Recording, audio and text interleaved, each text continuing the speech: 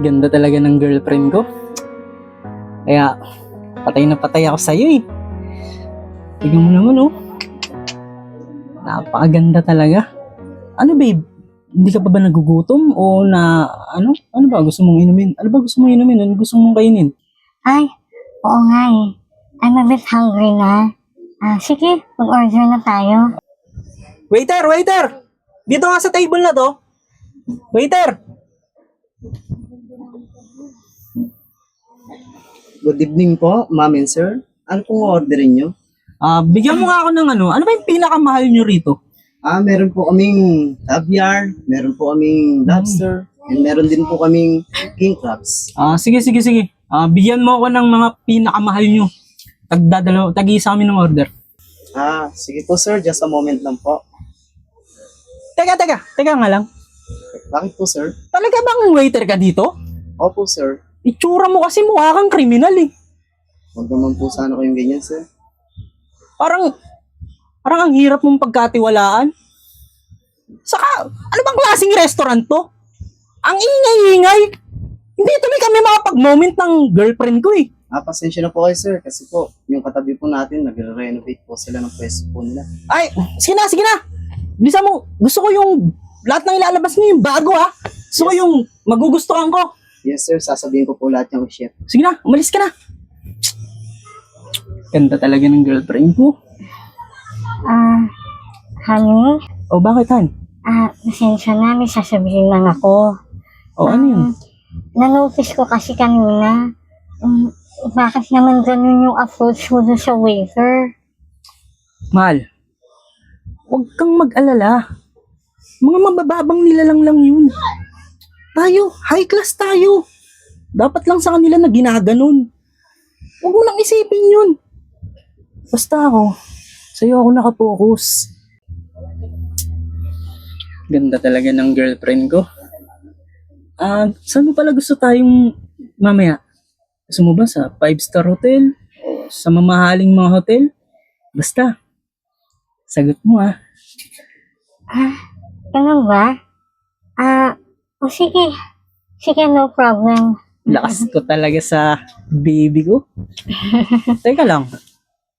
Parang ang tagal-tagal ng order natin. Kanina pa yun oh. Waiter! Waiter! Halika nga rito.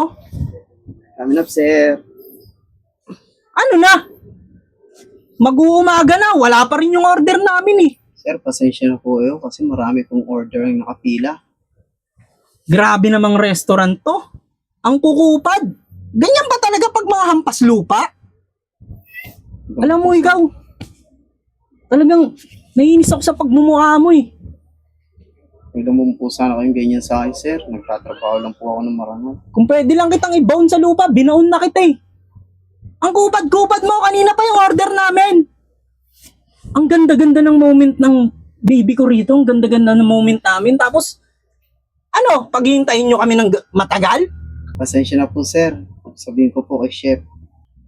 Ganyan talaga kayong mga hampas lupa eh, no? Mga bobo talaga kayo. Honey, huwag ka naman ganyan magsalita. That's too much. Huwag naman. Kaya mo ako, mahal. High class tayo. Mga hampas lupa lang yung mga yan. Kumbaga sa mga mga ipis lang yan. Hindi naman kailangan ganun. I mean, we have to respect other people. Regardless kung anong estado nila sa buhay. Aba, kinakampihan mo pa yan? Di ka ba nadidiri sa itsura niyan? Baka nga, mamaya yung cellphone mo, hablot-hablot na yan eh. Huwag ka na nga magtagal dyan, naiirita ako sa'yo eh. Lumayas ka na nga dyan. Sir, alam po pong mababa yung pinag-aralan namin. Pero po, isa lang po ang pinagmamalaki ko sa sarili ko na hindi po katulad ng pag-uugali niyo, ang pag-uugali ko. Pasensya na po kayo ulit, sir. Aba, tarantado to ah. Umalis ka na nga! Honey. Naku, kesa mo naman na mabait naman pala yung tao eh. Bakit naman ganun naging attitude mo sa kanya? Naku, yung bang, dapat, I think hindi naman tayo dapat nandito eh. Mali, hindi ka dapat ganun. Talagang kinakampihan mo pa yun? Di ka ba nandidiri sa tao na yun? Ay, honey, grabe ka naman. Grabe ka naman manghamak din sa tao. Hindi naman porket waiter siya, ay gaganunin mo siya. That's bad. Hindi ka ba nandidiri sa tao na yun? Hindi naman pagkakatiwalaan yung itsura nun eh. Saka, ba't ba kinakampihan mo pa siya? Hindi naman siya ganun, honey. Kaya lang, pangit talaga yung ugali mo eh.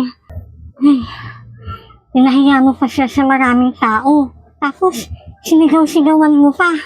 Naku, I don't like it talaga. Sorry na babe. Kasi, alam mo naman yung estado natin sa estado niya. Talagang kaapak-apak ang mga estado nila eh. Hindi natin sila kaklas. Ay, naku. Mali ang way of thinking mo. Hindi naman nakikita sa estado ng tao, kundi sa pag-uugali. Alam mo, Adrian, I think this is enough. Tara, let's just go. Ano ka na? Teka lang babe. Saan ka pupunta? Babe!